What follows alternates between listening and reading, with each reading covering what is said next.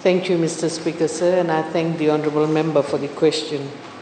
Mr. Speaker, sir, we all know that TC-YASA caused substantial damage to schools in the north and actually around the country. As an immediate measure, the Ministry partnered with the Australian Department of Foreign Affairs and Trade and fixed 29 schools as quick fixes to allow schools to resume.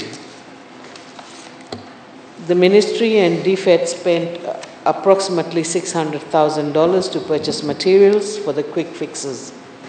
These schools were repaired by the school management team, community members, and RFMF.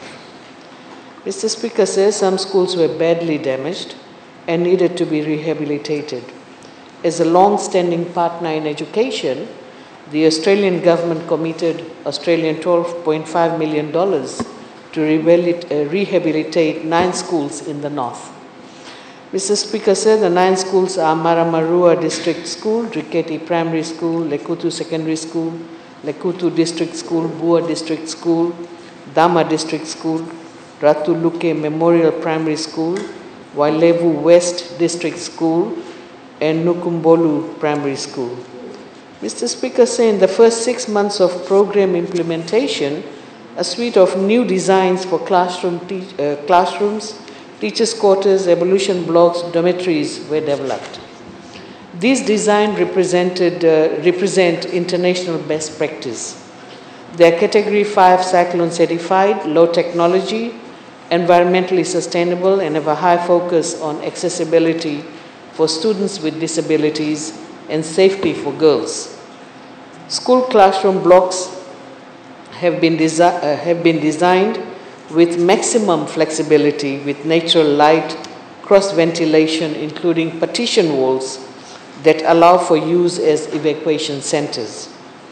Mr. Speaker said leading up to the design of the buildings, a number of discussions were held with the head of school, school management committee members, and community to understand any sensitivities in the communities and to ensure that the design is accepted by the community and it serves their purpose.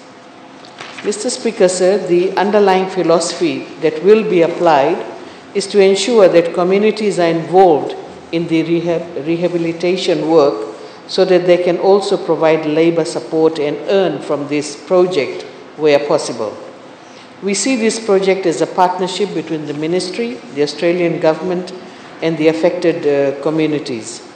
The construction works packages are now out for tender, and it is anticipated that construction will commence in all 9 schools by the end of this year. To enable effective, timely, and highly quality delivery, the Australian government agreed to manage the implementation of this project. A program steering committee comprising the Permanent Secretary of Economy and Permanent Secretary for Education, plus the Development Counsellor from the Australian High Commission. They meet regularly to provide oversight and direction. The learning and teaching at these schools are going on smoothly with the initial repairs done to ensure there is no disruption to teaching and learning. With the new infrastructure, the communities will have better cyclone-resistant infrastructure.